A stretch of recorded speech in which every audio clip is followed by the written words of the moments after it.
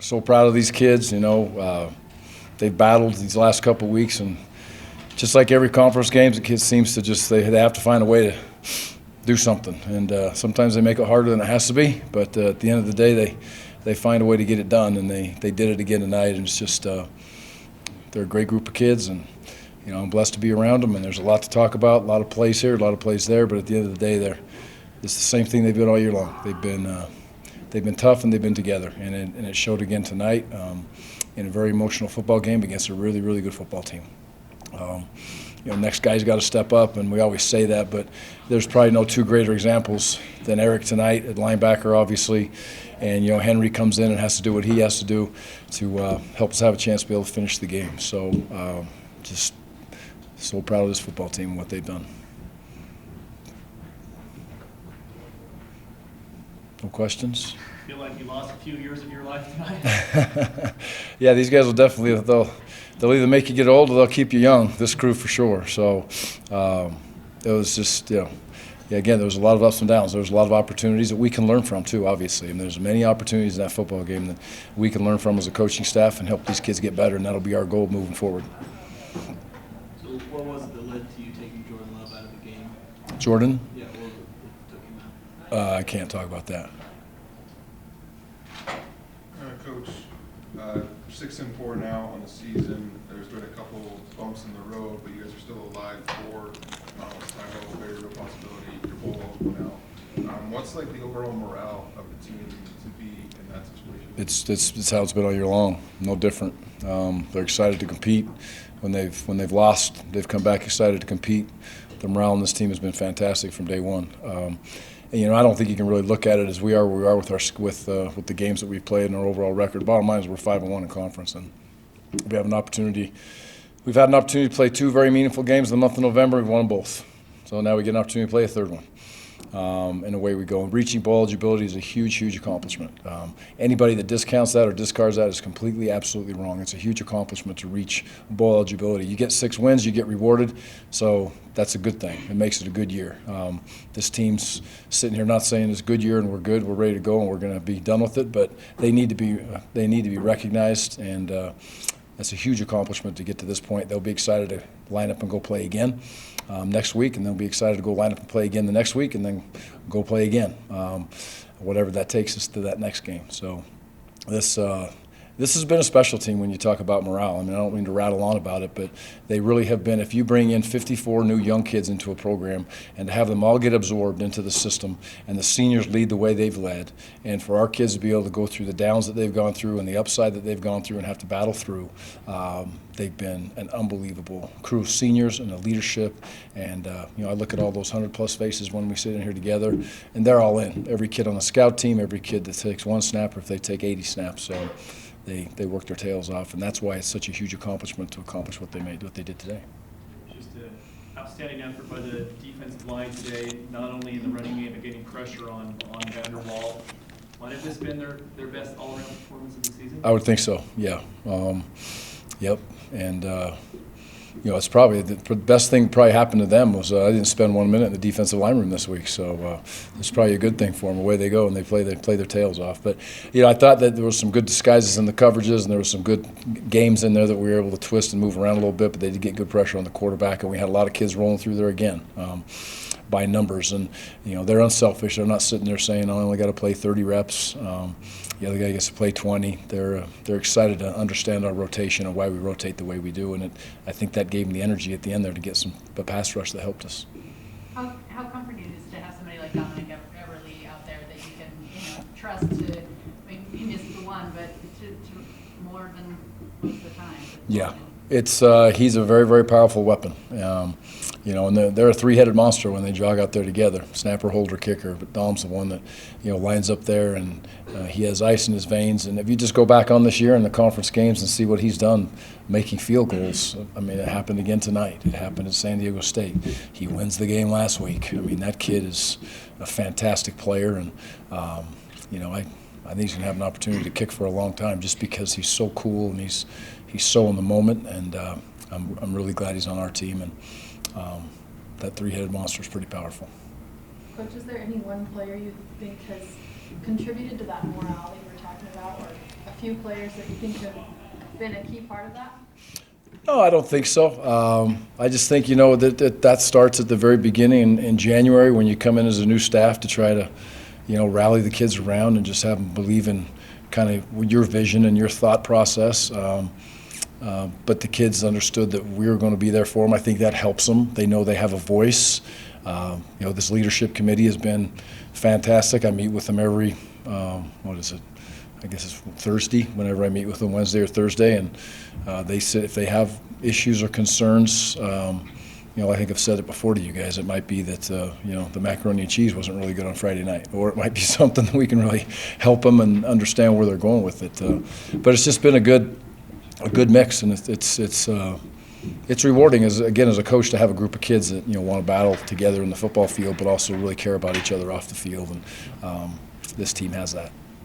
Can you say just your thoughts about Eric Mignon and how he's stepped in, and especially with having those shoes to fill with David Wood? Yep. Eric was awesome tonight. He patiently waited for his opportunity. He never pouted. It's a great story. I mean, Eric came into my office 2 or 3 weeks ago and said, "Coach, what have I got to do to be able to get an opportunity to play?" And I didn't really have an answer for him other than, keep on fighting, keep on battling, just make sure you know exactly what you're doing and study and all those things that come with it. And I'm not saying that flipped the switch on him, but I just know that he wanted to get on that football field. And when the opportunity presented itself, he hasn't looked back. And he didn't look back last game, and he surely didn't look back this game this evening. So it's great for him to be in that position and, excel the way he's excelling. And, especially those are pretty cool moments in coaching. Coach, you mentioned the meaningful games in November. You get Boise State at home next week. What are your initial thoughts on the Broncos and how big that is for you guys next week? Obviously, we're going to enjoy the heck out of this tonight. It's the first time we've had a game where we can actually get home at a decent time and at home and, celebrate a little bit with the coaches and enjoy this time. So we're not going to think a lot about Boise right now, but I will say this. Tremendous respect. They've been the top-notch team. If you just say who's been kind of the leader of the pack for a long, long time, and so that comes with a ton of respect. We're a great opportunity to compete against Boise in a very competitive environment in a great game, and obviously they're a great team. So, but we'll worry more about that 11 o'clock in the morning tomorrow, and the kids will come back on Monday morning at 7 a.m. and we'll put this one to bed and move on. But a great team, and you'll have to be on your A game, and you have to play well in all three phases to have an opportunity to beat Boise. Coach, speaking kind of on that, I know one of the things you're probably wanting to improve on this game is probably your red zone offense and third down offense.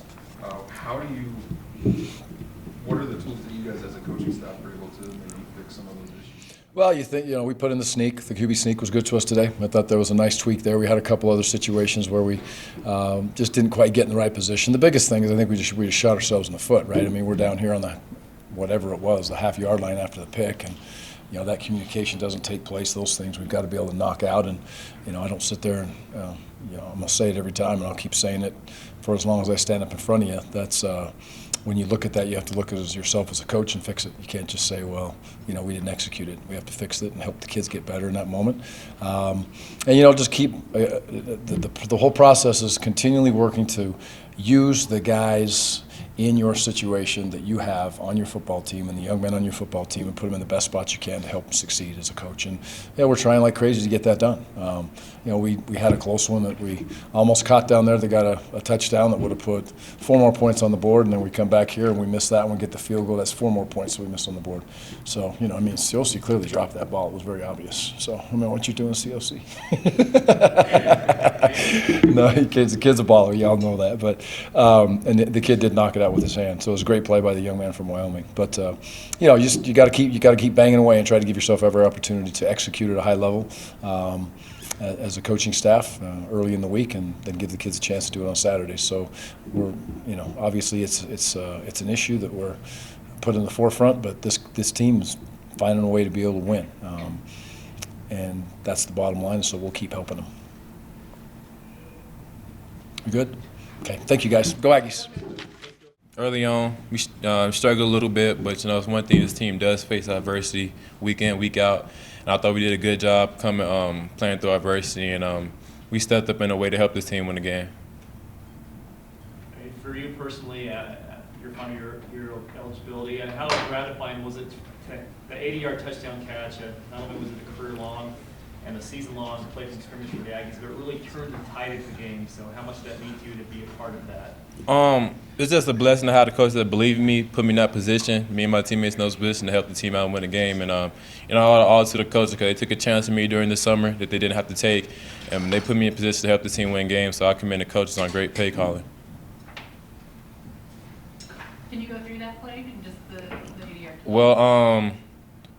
Yeah, we had a little flood concept, not necessarily a flood concept, but we seen the defense to cover two. And Tyler Hall, a really good corner, very aggressive corner too, and he kind of jumped the arrow route, and then it kind of freed me up, and me and the safety was one-on-one, and I had to go make a play to help my team win the game.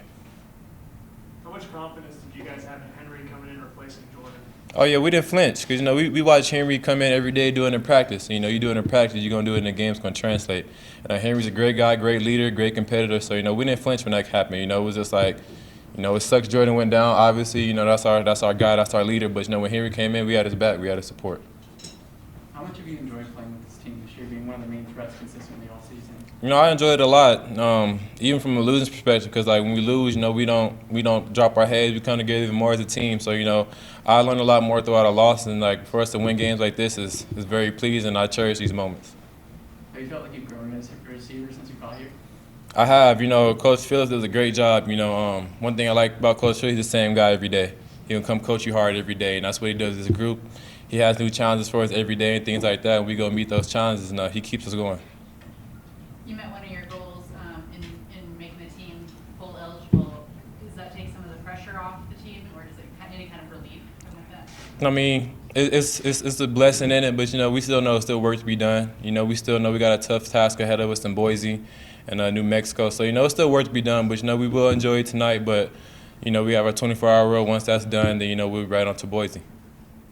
How are you feeling about that Boise game and kind of what? I'm excited. Out of high school, I was recruited by Boise. I was real close to going there, and now I got Stanford on my side with me this time. So I'm excited. I never played Boise. I know it's an exciting game to be a part of, so I can't wait. Not only is it Boise State, it's another game that keeps you guys in the conference title race. Does that add any more to that game next week? Yeah, these past two games have been big. We knew it was at stake, and we know it's at stake for next week. So, we're going to attack this week in practice, and we know while knowing what's at stake, and get ready for Boise. What were you guys feeling in that second quarter when it seemed like you had a really good stretch of offense? This is what we do. We knew it came out a little flat and whatnot, but once it got going, it's like this is who we are. This is what we do. We know who we are, and then once we got it going, we try not to look back. We did face some more adversity throughout the game, but like I said, we went through what we went through, but we got through it. Can you share your thoughts on Coach Anderson? What it's been like to come here with him?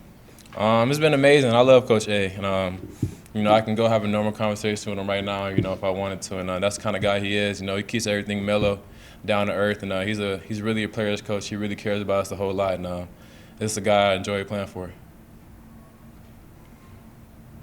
Yossi, just your thoughts on the defense.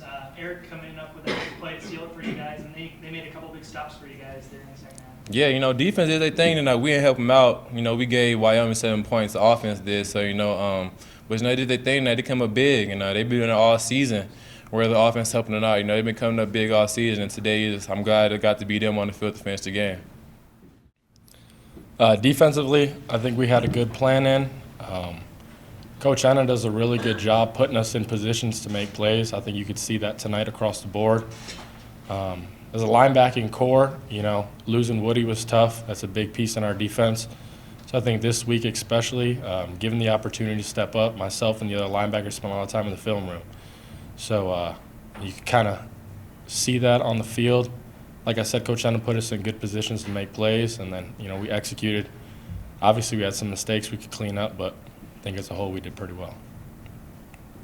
Coming into the game, they only had 5 turnovers all year, and you guys forced 4. Was that the game plan, or was that just guys making plays? That was just guys making plays. Like I said, I think A lot of the calls we had defensively dialed up really well against what we thought they were going to run. So we were just put in positions to make plays, and kind of worked out.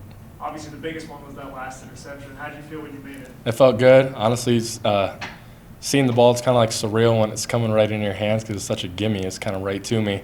So it just felt good to, drop down on it and let the clock roll. It felt really good. Coach, you kind of stressed the whole leading up to the game, how hard-nosed Wyoming is and how much of a physical game this is going to be. Did this feel like a more physical game, or how did the physicality of this game compare to other games this season?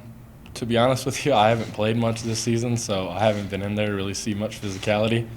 Across the board, though, we got a really experienced senior defensive line, so I think they really do a good job bringing it up front, and then me and Metzenheimer do what we can right behind them. They do a really good job holding on to double teams, open up gaps for us.